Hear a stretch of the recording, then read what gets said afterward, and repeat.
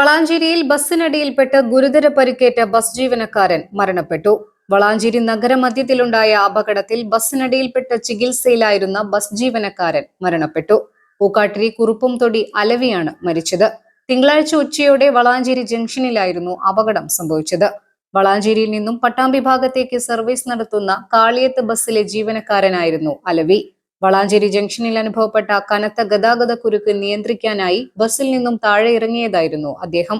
വാഹനങ്ങൾ കടത്തിവിട്ട ശേഷം തിരികെ ബസ്സിലേക്ക് ഓടിക്കയറാൻ ശ്രമിക്കുന്നതിനിടെ കാൽ വഴുതി ബസ്സിനടിയിലേക്ക് വീഴുകയായിരുന്നു. അലവിയുടെ കാലിലൂടെ ബസ്സിന്റെ ടയർ കയറിയിറങ്ങി ഗുരുതരമായി പരിക്കേറ്റു. അപകടം നടന്നയുടനെ നാട്ടുകാരും മറ്റു വാഹന ജീവനക്കാരും ചേർന്ന് അദ്ദേഹത്തെ വളാഞ്ചേരി നടക്കാവ് ആശുപത്രിയിൽ എത്തിച്ചിരുന്നു.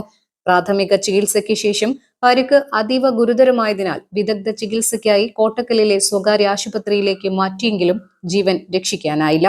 സംഭവത്തെ തുടർന്ന് വളാഞ്ചേരി ജംഗ്ഷനിൽ അല്പനേരം ഗതാഗതം തടസ്സപ്പെട്ടിരുന്നു.